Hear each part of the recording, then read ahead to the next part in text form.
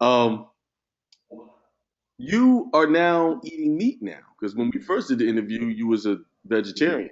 You came Vegetarian? I was vegan. vegan. What is the difference? Vegan. What's the difference? So vegetarians eat animal products. They don't eat animal flesh. They eat animal products. Okay, So a vegetarian will eat eggs, will eat milk. I didn't eat any of those. okay, got you. Um, so you just strictly a plant-based diet, basically. Correct. Okay. So you changed that since then. Correct. What happened? I became bedridden. And I said to myself, I must be missing something in my diet. What could it be? Hmm. And I laid in that bed for a few days thinking about it. I said, you know what? I think there's some animal products I need here. Because I was organic. I was eating a broad range of vegetables and fruits and, you know, everything. So the only thing missing from my diet was animal products because I did not limit myself in terms of, oh, wouldn't eat this fruit or wouldn't eat that vegetable. No, no, no. I ate the whole range. And so I said, well, it must be animal products. All right. Or something from animals. Then I thought about it. I said, well, I know it's not steak. I know it's not animal flesh. Can't be animal flesh because I quit eating animal flesh because I felt sick. I didn't feel well. And I felt much better being vegetarian or vegan for quite a while. And so I knew that going back to eating muscle meat wasn't the answer. Right. In fact, at one point when I was vegan, I was feeling weak, and I said, well, maybe let me try a piece of fried chicken. So I took a bite into a chicken leg, chewed it up, swallowed it, and it didn't do anything to me, no energy. And so I knew the answer was not in the flesh meats. So I said, it must be someplace else. And I remember as a kid, I had really a lot of energy. I got around and ran up and down hills and just had no limit to the energy I had. I said, what did I eat back then that was an animal product that was not um, flesh meat? And so the answer will be obvious eggs. Okay. Mhm. So I started eating eggs and I had a little more energy, not enough to get up out of bed, but more energy. And I said, well, that's not it. And then I said, oh, mom used to make liver. I made liver, I ate liver. Round about the fourth bite, boom! It's like Popeye eating a spinach. Just popped right up out the bed and had a full day of activity and just felt great. So that was the changing point. Just remembering what you ate as a child. And I could, you know what? That's I exactly was fortunate. I was fortunate because I had extremely healthy childhood. right. I am working with people now who were never healthy, not even as children. And Right. so they would not even be able to look back and say, hey, what was it I ate? And I talk to people now and I said, when was the last time you ate liver? And they'll say, I never ate it. Mm. Yeah. A Mm. lifetime of no liver. Like, boy, you're behind. You got to catch up. I was forced to eat liver. I didn't like it, but I ate it, you know. But I like it now more so than I did as a child. Maybe because I'm eating it for the reasons you put out there. Not Uh, only that, but you feel the difference. yes, I can do a whole day. If I eat calf liver in the morning, that's the Hmm. whole day I'm good. I don't even, because usually I'll be Exactly. tired, I'll lay down, but I can go the Right. whole day of work without stopping and don't even realize it. So yes, it does make a difference. Yeah. That and thing is that's what I believe. If something doesn't make a difference, stop doing it. Life's too short. You only got 24 hours in a day. If something's not helping you, stop doing it. But two things are have happened that people don't accept that advice. They don't accept that. Number one, the civil rights movement. And I believe to this day, the civil rights movement is the worst thing that ever happened to Black people. It was the worst. You're the first Worst. one I've heard say that like that, and I've said that to myself. People have practically wanted to cut my head off when I said that. How? Oh, my mother is just upset about it because do you know before that civil rights movement, we couldn't stay in hotels? We couldn't eat at restaurants? Mom, the restaurant food is poison. Do you know how many folks got cured by having them stop eating at restaurants? Right? Really? That So always confused me. Why do you want to stay at a hotel with somebody that doesn't want you? Why do you want to eat in a restaurant where somebody doesn't want you in their restaurant? Why are you? because you feel powerful. You're making them do something they don't want to do. And you got that power, and the government's behind you. And so with the civil rights movement, people believed falsely that the government cared about them. No. And they shared that American dream, which was really a nightmare. And they totally bought into it that the government cared about them, and whatever the government's giving out, why by golly, it's good. And they bought into healthcare. I remember as a child, before the civil rights movement, Black people believe that those doctors are out to kill us. They're out to kill us because we're Black. Those doctors are killing us, and they're killing us, and they're killing us. What Blacks did not realize is they were killing the white people as well. And the healthcare was simply bad news, period. It didn't matter what color your skin was. Right. But with the civil rights movement, healthcare was painted as a benefit, a positive thing that white people had, and if Black people had it, Black people would be better off. Mm-hmm. And so Blacks bought into that. If the civil rights movement had never happened, then Blacks who believed the healthcare system was deadly would have and already were communicating with whites, and they were kind of sharing notes here. White person, I have had health care, my kids are vaccinated, and they're all stupid. Black person, oh, my kids are not vaccinated, they're pretty darn bright. And they would have figured it out that this is nothing genetic here. Mm-hmm. But with the civil rights movement, and especially very important to have reverse discrimination, where you said, okay, you have to have Blacks in your school. You have to invite Blacks to your upscale dinner party. And so then that puts the suspicion so that Blacks and whites could never relate to each other on a person-to-person basis. Hey, you just invite me to this party because you think the government says so and it's going to look good, or do you really like me? So it totally poisoned relationships between the races, totally poisoned them. And for a good 30 years, I would say, at least 30 years. And it's just now that Blacks and whites are trying to communicate with each other just as individuals. Like, hey, look, dude, here's my notes. This is what's happening in my life. What's happening in your life? Let's compare here and sort this out.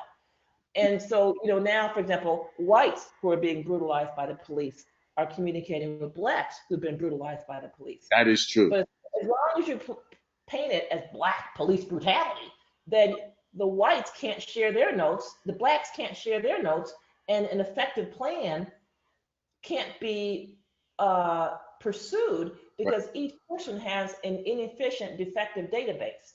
Right.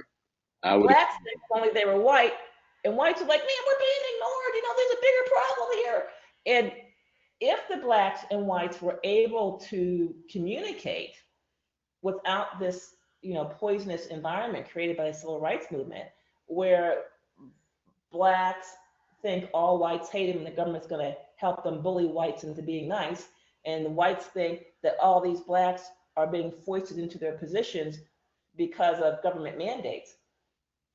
Mm-hmm. Without that, then they could say, wait a minute, this whole thing is that the problem here. How can you get justice when the judge is employed by the government, right. Government, mm-hmm. The defense lawyer, either he's appointed by the government, or even if you're paying top dollar for him, he's licensed by the government and beholden to the government. And the prosecutor is also beholden to the government. So you got nobody in that courtroom on your side. Not one. Exactly. Put that guy. But that whole process was short-circuited, so that thought never happened. That whole reasoning never happened. And the conversation never happened. And it wasn't until I got caught up in the system with them investigating me and taking my license away, I'm like, holy crap. They excluded all evidence that showed their claim was false. Right. And then when the claim still appeared preposterous, they changed it in midstream. Right, which is called duplicity, which is against the law too. Go ahead. I was in an administrative process, which, by the way, is exempt from the law, from the Constitution, from everything, by the way. And again, if Blacks and whites don't communicate, everything is, oh, it's racist, or they were persecuting me because I was Black. No, if you put that back, then you would never determine that the system itself is intrinsically poisoned and not in the best interest of any individual, Black or white, who enters that system. And for me, what really was helpful was I quickly dropped this whole poor me black thing, right? I was like, forget this. And Right. I look at what about the white folks who enter that system? What's happening to them? I said, holy cow, oh my God. They're being financially drained, devastated, emotionally crushed. Many of them were losing their mind, committing suicide. The Mm, process they were subjected to was every bit as abusive and negative as what I was subjected to. mm, Now, my protection was that I lived before the civil rights movement. What does that mean? That means my father told me, ain't none of those systems, nothing of mm, that stuff is right. It's right. all crooked, it's all a lie. The laws don't mean anything. It'll never be enforced when it's in your favor. Mm, So I didn't have that hardwire conditioning to right. believe in the system so that when it turned against me, I would actually turn against myself. Mhm. So when it turned against me, I was like, oh yeah, yeah, Dad told me they're all full of shit. Yeah, Oh yeah, yeah, yeah, okay, yeah, yeah. This is what I was told about. Yeah, yeah, okay, yeah, yeah, we're good, we're good, we're you good. had recollection. You had that to Yeah, fall back on it. The thing exactly. about So whites, they live with a privilege well, a fake privilege that they think they it's not, no, no, no, don't. It's not privileged. Don't use that word because believe me, they are suffering more than blacks are. So when I was going to school, for example, when integration first started, I went to school with the children of business people, politicians, lawyers, and doctors. Those have. are my classmates. And they were all damaged by their medical care. All these kids were compromised. Right. Mm, Yes, they were in the best and brightest track, but they were compromised. They were forgetful, they were physically weak, they were fearful, they always had doctor's appointments, they had all these medications, they had physical braces in their back because of their scoliosis. I had scoliosis, but guess what? I was black, so it was never diagnosed. We didn't go to the doctor. So I right. couldn't even get offered scoliosis surgery. So I'm 64 and I've done just fine with my scoliosis. So that's another mistake that blacks make, that these whites have privilege. No, believe me, they are victims of the system in spades. Right. And they had to have the civil rights movement because the only way those people could get out or free themselves was by communicating with blacks on a person to person basis. In other words, because of the civil rights movement, whites persisted in believing that these blacks were healthier or physically superior because of their genes, not because they received no health care. Right. Okay. Got it. So these whites, these upper middle class whites, who today you would say the income level would be, say, 200,000 to half a million a year, somewhere in there. Right. Those people are, as a class, totally compromised, ensconced, and trapped into the system. And they don't see a way out because this opening, this ready insight that they would have had, was shut down by the civil rights movement. So civil rights movement was critical to cut that communication. So Mm, that each group would be suspicious of the other and say, oh, I have to communicate with you through the government because I can't trust you. And the government is, on the up and up on this. And that's not right. For example, here's a good example. I went to Harvard. Okay. So if you were a black kid at Harvard and you graduated pre-med, your chances of going to medical school were 90% if you were a guy and 97% if you were a woman. All right. So right. that's why I went to Harvard. But wait, what they don't tell you is at least half to three-fourths of the kids who go to Harvard pre-med end up dropping out of the pre-med track. Mm, But wait, if those same kids had gone to a black college with their abilities and their academic preparation, their chances of getting into medical school would have been 80%. wow. So going to Harvard actually diminished their chances of going to medical school. Wow. See, those are numbers But they don't think yeah, about. so you can look, the external world would say, oh, wow, Harvard admitted all these blacks because they had quotas for blacks and blah, blah, blah. But what was the benefit to those blacks who were admitted? Not great. I look at my black classmates and those of us who have achieved amazing things, we were unusually driven. Even among the blacks at Harvard, you could see that the top maybe 10% of blacks at Harvard actually accomplished something.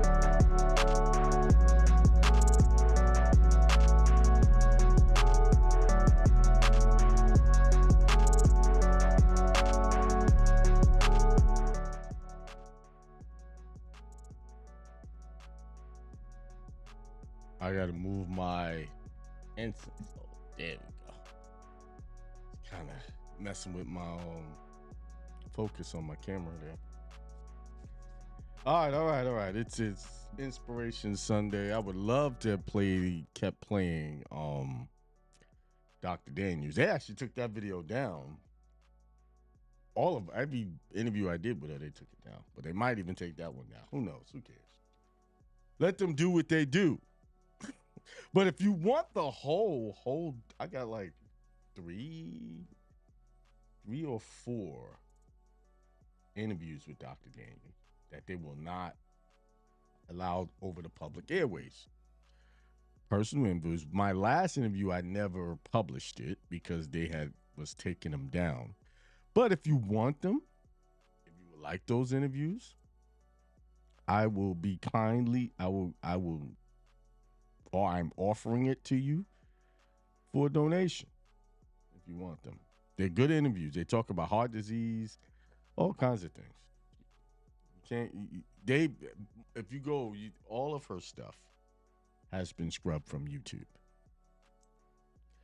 All of it. And I was listening to her for years. When I first got into this information back in 2015, I did an interview with her that I still have. Can't find it anywhere. And if you want to unlock some of your issues, it'll be good to listen to those issues. So if you want them, send me an email and I'll get them to you for a donation. I'm not giving them away because they're very valuable, and I'm not just taking her information and just giving away like that. I know some people, oh, you should give it to me. No, I worked hard for that to get those interviews. So, but anyway,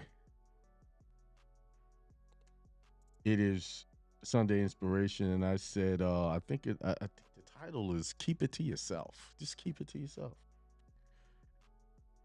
Let me explain what I mean by keep it to yourself.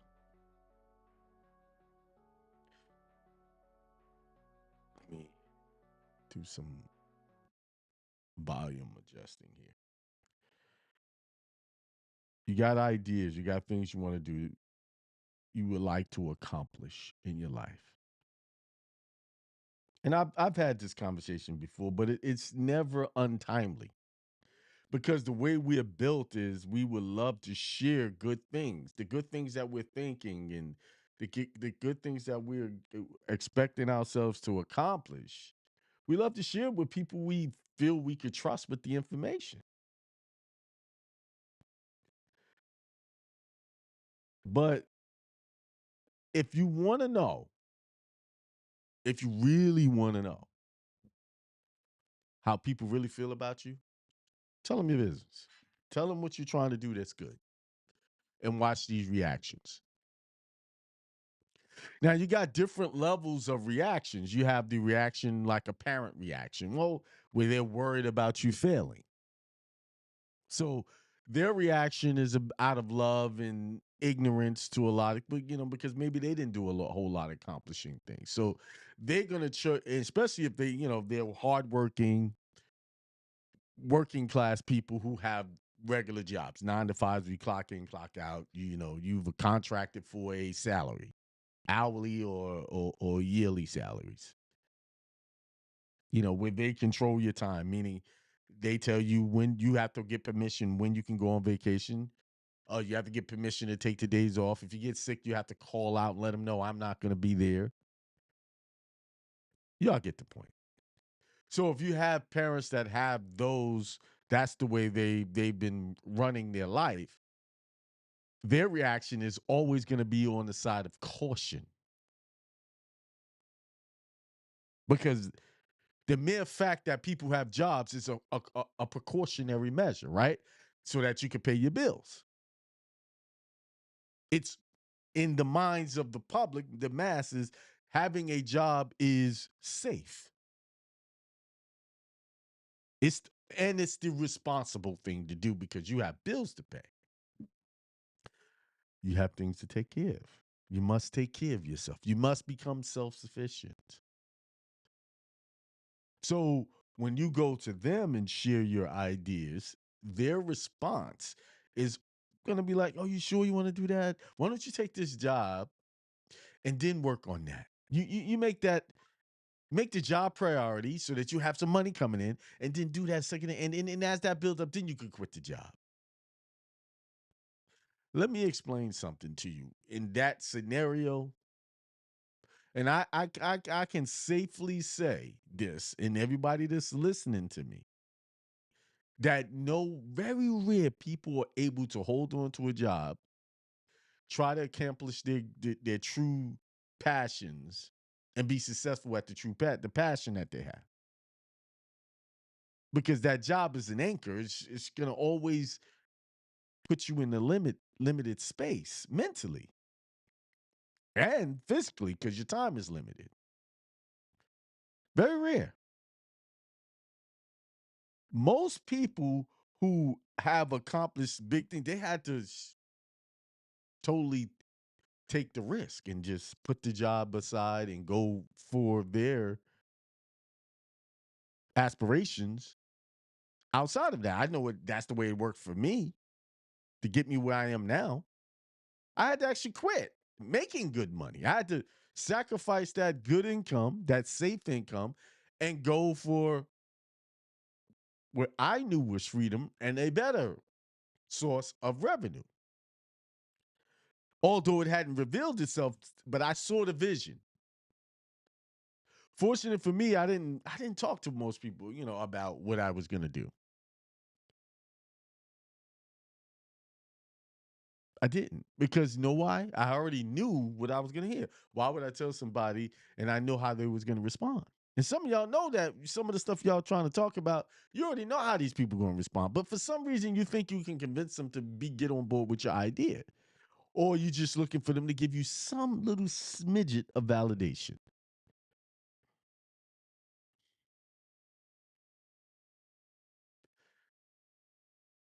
Let go of the need for validation. That's a problem with our society. We want validation. We want likes on our videos. We want this. We want people equate because someone likes something. A lot of people like it. That's the thing to do. I don't agree with that because there's a lot of videos that are negative and then a lot of people watch it. And to me, that's not the thing to do. Like you can go on the internet and find, if you're a man, you could go and find a plethora of information on how bad women are. Right? It'll just show up on your timeline. Then if you're a woman, you'll find a plethora of information on how negative or bad men are. And let me help you understand that these algorithms that cater to men and cater to women are by design. You're being played. You're playing on your need to validate something. That's why they give the negative information to the men about women and give the negative information about what did I say? They give negative information about men to women and give negative information to men. Oh, I'm getting twisted up, but y'all know what I mean. Men will get the negative information about women. Women will get the negative information about men. That caters to some idea that you have negative about the other gender. It's a game that they're playing. It's called validating what you already think is true. And we're so silly. We follow these trends. We follow these algorithms. They just like a little dangling a piece of food in front of you and come on, look, come on down here. Look, let me show you all this negative stuff about black women. Yeah, yeah, let me tell you about this. They do this, they do that. Da, da, da, da, da. Oh, come on. Come on, sisters. Come on. Go. Let's talk about your men. Your protectors. Let's show you how bad your protectors. They ain't no good. Just dangling that in front of you. You see? I'm a little off topic, but I just want to help you understand how this internet works. So people create content off of this and making good money, trashing each other. But is that the right thing to do? Is that going to foster a good society for us? It's interesting that these algorithms don't promote the good things about each other. Like, for instance, when it comes to the sisters, coming in all shades. And when I say sisters, I'm talking about what we deem as black, African American, the Dominican, the Puerto Rican, the all of the Caribbeans, all of those, they designate them as all African American too, right? I actually saw the inner workings of their system and how they designate the what we call the Latino community. That's why they ask you, are you Hispanic or non-Hispanic, Hispanic? You get to check off yes or no. Then they'll say, if you say yes, you'll have that yes, but they still look at you as black and African American in their system. After I redact them, I'm gonna show y'all this. Really, y'all, we're all the same, just different complexions. So let me put it: we come in all different complexions, hair textures, everything. So if you're a white person, Caucasian, whatever European, whatever you want to call yourself, if you feel like you want to be upset at what I'm about to say, I'm not sorry, but you might want to switch channels because you might not like what I'm about to say. Here, this my channel. I say what I want. I believe those women are the most beautiful on the planet. There's no other woman on the planet that's more beautiful than our sisters. That's just it. Not to say that there's no beautiful Caucasian women, but to me, and I'm sure a lot of people agree with me, even the European agrees with that.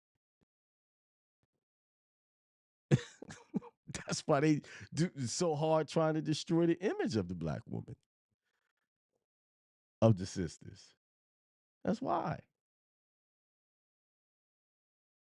So same thing with us, the men, men of color, black, whatever. All we come in all different colors, languages. The most fit, strongest. I mean, do I have to argue this point? Go look at the NFL. Go look at basketball. All these physical sports. But yet, this system, I know I'm off topic a little, but I think it's important for me to say this. This system does a great job destroying the image of each other to each other.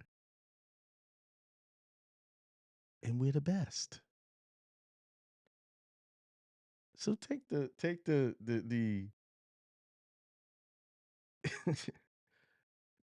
ignore all of that stuff and look at just look. Pay attention. That's why economics is the biggest thing, or financial awareness is the biggest thing that's under attack in our communities. Because if we can keep us looking at transactions, or if they got money or they don't, and we keep paying attention to that, we forget the most important stuff. Because we could always remember the monetary system is man made. So that means if it's man-made, that means you could always create your money. That's easy. The problem why it's not easy for some of us is because we don't believe that it's easy. The system has taught us that it's a hard thing, and we believe that it's hard.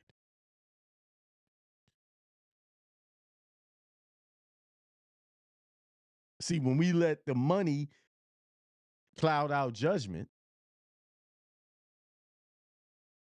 instead of, okay, how do we make this better? How do we work together as a community to make it better? All the other communities are doing that, working together. They got a system. We have a system. We have a system of being independent, not working with each other, not getting along. That's our system. And yes, when we were getting along and we had our Black Wall Streets, they destroyed that consistently. We didn't just have one Black Wall. We have Black Wall Streets around the country. They only highlight a few of them.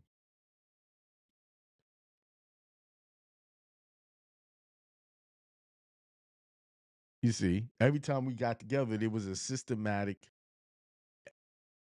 mission to destroy. Because with us working together, that means everybody else is not necessary or becomes non-existent to us. And everybody know about black gold. Our economics is black gold to everyone else. Every other group has to have our economics in order to survive, not the other way around. And the truth of the matter is, the reason why that is because we created it all.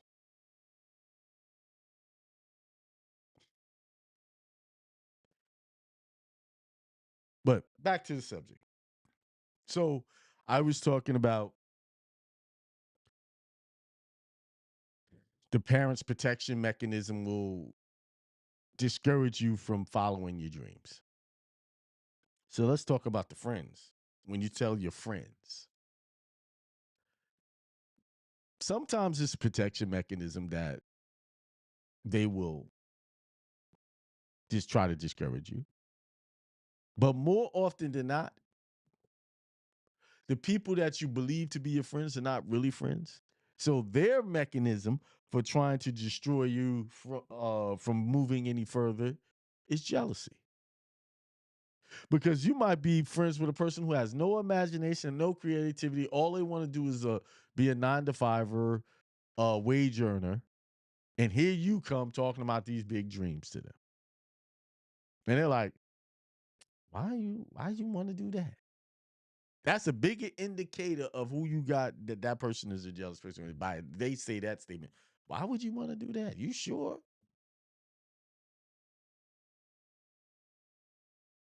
See, when you're sharing your dreams with people, just watch their facial expressions. Just watch.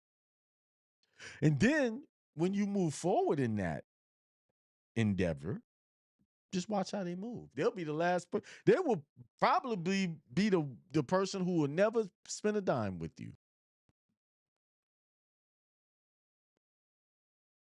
This is why there's two ways I do commerce. I do commerce by barter, and I do commerce by we exchanging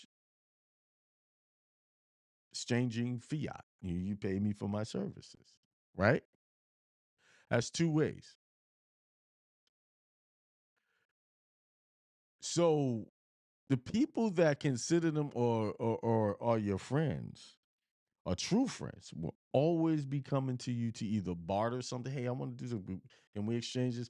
Or put money in your pocket. The most dangerous friends that you could have is the ones who assume that you're supposed to give them something free because they're your friend. That means that person cares nothing about what you're doing and how hard the work you're putting in. They don't even know if you're struggling in the business or not. But they want you to come give your service to help them prosper for free.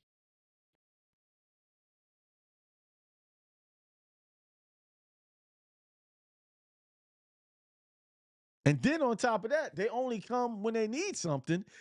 They don't even support, help, or even, hey, how can I help you? I want to see you. They don't want that.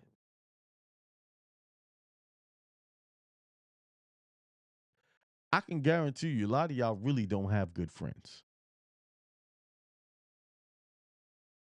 I put money down on that one. A lot of y'all don't. Y'all got what y'all call truthfully people that you know and acquaintances. And they hang out with you because you're the best option at the time. That's why you can't run around telling people. See, the Spirit of God came to you with the information and only shared between you and the Spirit of God. God, y'all have that conversation. Start talking to yourself. You'll get better results that way than running around here telling everybody. And only tell the people that you like. If you might have an endeavor where you need a team, like you go to the people that's you want to work with. But just sharing it all out there, not a good idea. Oh, but what about my husband? What about my wife? Y'all know your wives and husbands better than I do. You know what you can say and not and can't say. I have watched more relationships destroyed when one of the mates wanted to become more conscious about things. They want to become more conscious about eating. They want to become more conscious about the things that they watch and read. They want to become more consciousness about what they're teaching their children. I've watched relationships be destroyed simply because one decided that the public education system is not a good idea for their child to be involved in. And they wanted to take ownership of the education and do it themselves. And the other mate just flipped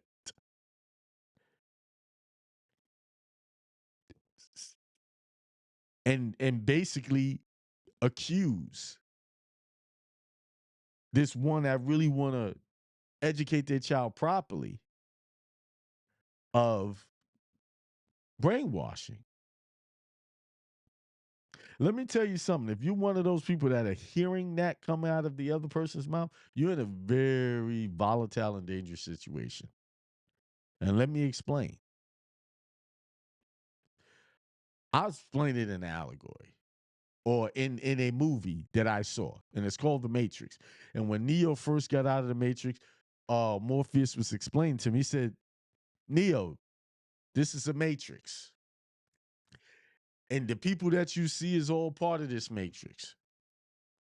Then he showed the agent, hey, that's the agent. He said, if you're not us, you're one of them. So that means anybody attached to the matrix mindset is always going to be against anything that's not going to benefit the matrix. And I'll say it this way. I did a video. There's systems created, right? We have a financial system. We have an education system. We have a religious system. And all of these systems are created for the benefit of that system. The moment that you start to think outside of the box and start thinking for yourself and say, wait, maybe this is not for me, you are in direct conflict with that system. Now, if you're connected with someone who supports that system, now you're in direct conflict with them. Or at least that's the way they perceive it, because you're dangerous. How dare you want to teach your child and give your own child education? How dare you? No, you got to take it to the systems education. That's what we got to take them so we can teach our child how to grow up and work for people. They're not saying it exactly like that, but that's what they're saying. Because if you understand what the education system is, it's strictly designed for promoting employment, wage earners. That's what it's for. It got no other purpose. Create wage earners that listen to the higher ups and managers and the CEOs. They get to please those people.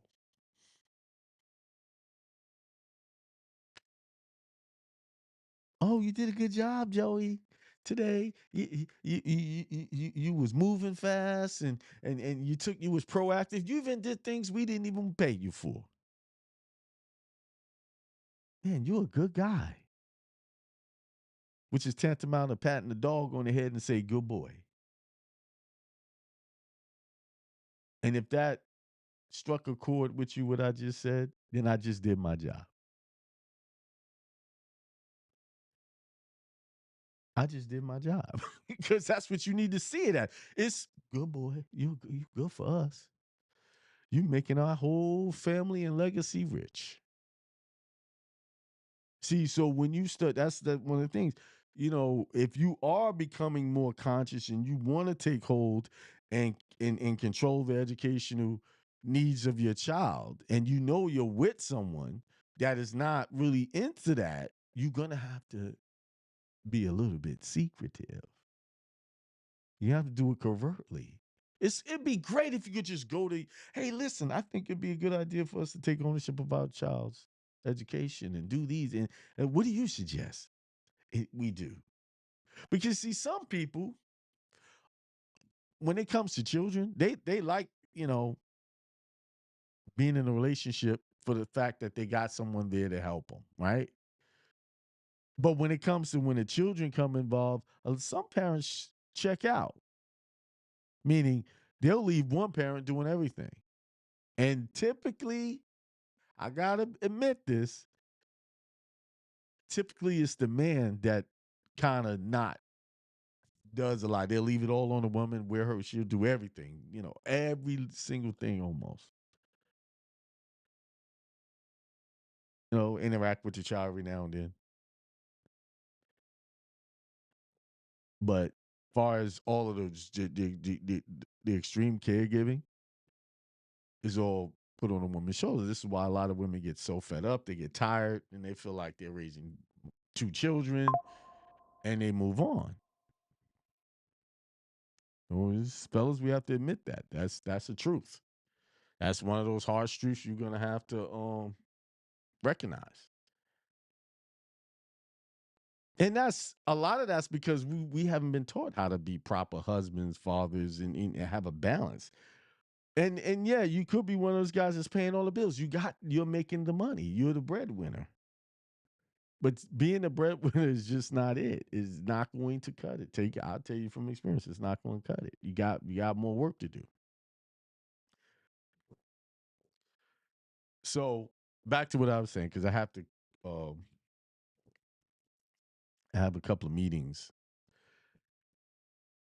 Keep your grand ideas to yourself and only reveal them through the Holy Spirit, meaning only reveal them by consulting the Spirit and saying, is this a good idea for me to talk about this? Always think about what you're about to say. Because something we get these ideas and we just go run and just tell, hey, you know what, guess what? And you feeling good, and then the response comes, they just tear your whole spirit down. And then you left thinking, why? You thinking more about how they reacted than about the mission that God just put you on.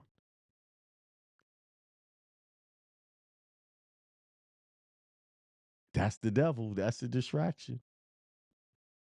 That will get you off course because you're so focused on why didn't they not happy for me? They don't have to be. They don't owe you that. Be happy for yourself. Be self-sufficient. Stop seeking validation from man and women. It's already been validated because you got the idea. There's the validation. That's all you need to move forward in the promise of that idea. That's it. You don't need people to jump on board with it. It's already on board. Look at Noah. Who was on board to help him build that ark? They were laughing at him. It didn't take 1 year to build an ark. It took many years to build that ark. So people played him like, what the hell is it? And I know his children were like, yeah, I love my dad, but what's he doing? But he kept faithfully building that ark.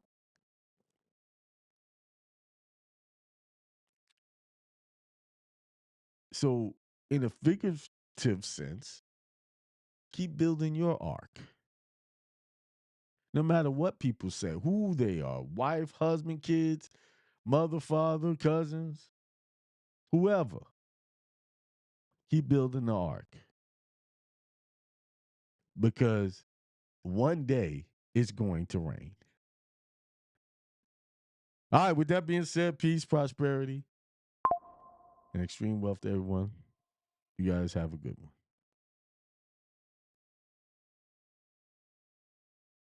The rest are just scraping to get by. Right. So, did Harvard really enhance their future over, say, going to a black college? No. Chances are probably not. However, because of the civil rights movement, you had the quality of the black colleges totally impugned.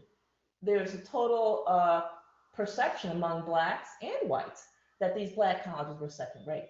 And so black families who had a kid that had excellent grades, everything on the ball, would send that kid to a Ivy League white college instead of the black college. Stop participating in your own problem. When you see the problem, how you resolve it is move away from it. When Peter wanted to walk on that water, he saw that storm, he started participating. Oh my God, this is a big storm. And it's bigger than me. He just saw Christ walking on water like it was nothing, like it was an everyday thing. And then he get out there, he start walking, yeah, I'm good. And he look over there and he start thinking the storm's bigger than him and bigger than Christ. And Christ just walked over it. See, he started to participate in his own failure. Christ had just walked on this water. He said, teacher, master, can I do it? Come on, come to me. He got out there, started walking, boom. Storm brew up. Oh, wow, that storm's bigger than me. He started to sink in his own consciousness. It started in his thoughts that he was going to sink, and he started to sink. But he had full, when he kept his eye on the Christ and he was walking towards him, he could do it. Because the Christ represents power. Christ represents success. Christ represents abundance. Christ represents peace, prosperity, and everything that's good.